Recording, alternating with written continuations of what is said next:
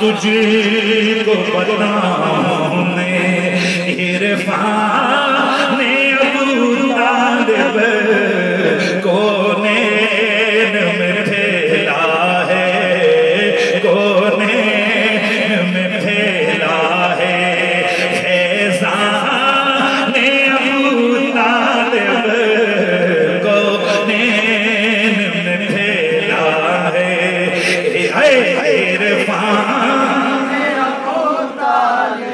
بچوں کا لہو دے کر پروان یہ مفتی احمد یار خان نعیمی، یہ مفتی احمد یار خان نعیمی، مفتی احمد یار خان نعیمی آپ اپنی تفسیر نعیمی کے اندر لکھتے ہیں کہ حضرت ابو طالب کے خلاف بات کرنا ایذائے رسول کا باعث ہے، یعنی ان کے خلاف اگر بات کرو گے اس سے حضور کو تکلیف ہوگی، یہ ایذائے رسول کی وجہ ہے، ایذائے رسول کا باعث ہے۔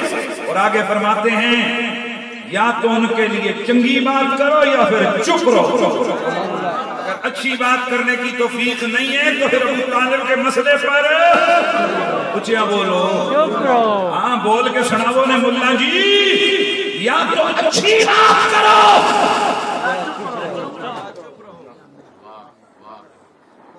یا یقیناً ہاں کفل لگا کے توجہ ہے کہ نہیں، یعنی باقی جگہ اگر ایک کفل مدینہ لگاتے ہو ابو طالب کے مسئلے پر ڈبل کفل لگاؤ، چپ رہو مت بولو ان کے خلاف۔ Learn more. Please subscribe to my channel and press the bell. Learn more. Please subscribe to my channel and press the bell. میرا محمد جو بھی تجھ سے کروائے گا کوئی چنگا ہی کروائے گا، بولیے بولیے، کوئی چنگا کروائے گا، کوئی اچھا کروائے گا، وہ پیارا، توجہ ہے کہ نہیں، پیار تھا۔ اور خود جناب ابو طالب کے کلام میں یہ موجود ہے، جناب حضرت ابو طالب کا اپنا کلام ہے نا، اس میں وہ جو حضور کی محبت کی بابت کہتے ہیں تو کیا کہتے ہیں، کہتے ہیں اے ہائے فمن مثلہ فی الناس ای محمد اذا قاس الحکام عند التفاضل، لوگوں میں ان جیسا کون ہے کہ جس سے امیدیں لگائی جا سکتی ہیں، فیصلہ کرنے والوں کو عظمت و فضائل میں محمد جیسا نظر ہی کوئی نہیں آ سکتا۔ ہاں یہ جو آج صدیوں بعد ناخوانی کی جاتی ہے نا کہ حضور جیسا، فرماتے ہیں لعمری لقد کلفت وجدا باحمد واخوته داب المحب المفاصل مواصلی، فرماتے ہیں مجھے اپنی عمر کی قسم میں محمد مجتبی اور ان کے بھائیوں کی محبت میں اس طرح گرفتار ہوں جس طرح دائمی مریض عشق اپنے محبوب کی محبت میں گرفتار ہو جاتا ہے۔ ہوتے کیوں نہیں، حضور سے پیار کرتے تھے، محبت کرتے تھے۔ اچھا اس پر تو انگلی اٹھ گئی، کیا یہ تو چچا بچیجے سے پیار، ادھر عرب کا معاشرہ تھا، چلو یار یہ تو ہو گیا جی وہ چچا بچیجے والا پیار تھا، تو بتاؤ کہ وہ حضور ابو طالب سے محبت کرتے تھے کہ نہیں،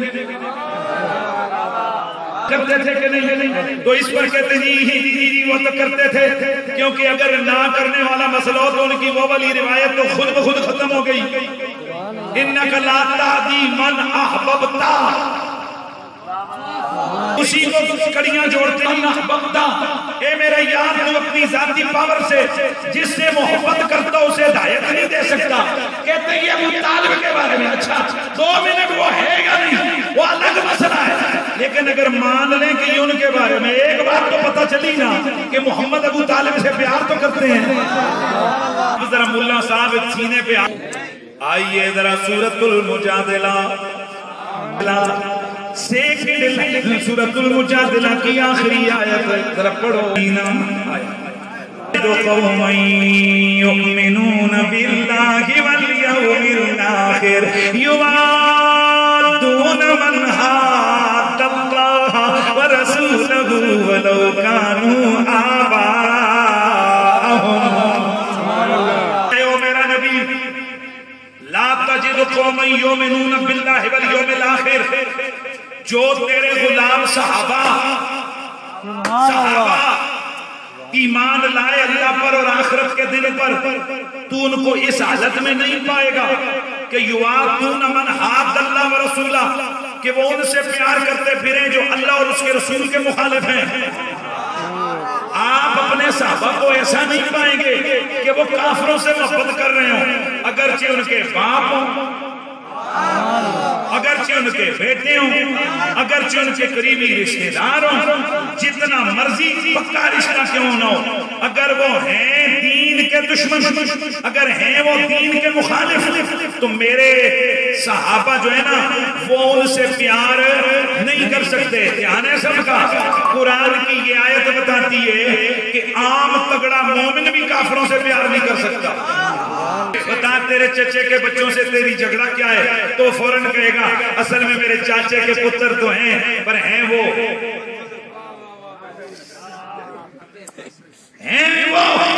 اس لیے میری ان سے محبت نہیں.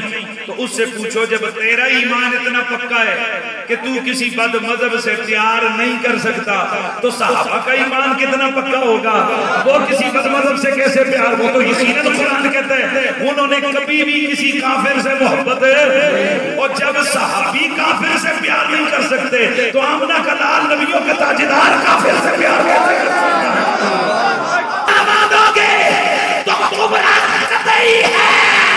اور دلیل پکی ہے. اس کا مطلب یہ ہے کہ نبی جس سے پیار کرتا ہو وہ کبھی کافر نہیں ہو سکتا.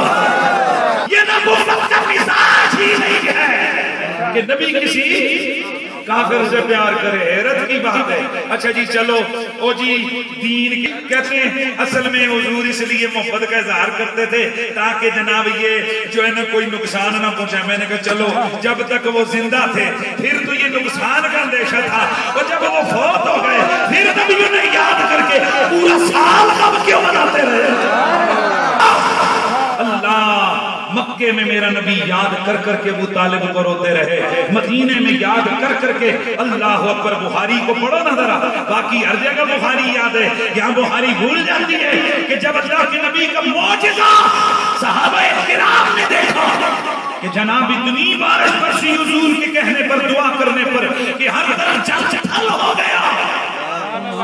اگر پانی ختم، بارش ختم بھی ہو جائے، ہفتہ ہوگی، آسمان سے بادل پھٹا، سورج نمودار ہو گیا. اے للہ در ابی طالب لو کان حیا لقرت عیناہ.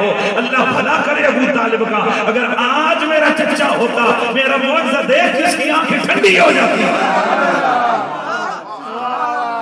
سپورٹر کوئی کلندروں کا ٹیم کو سپورٹ کی ہے، مثلا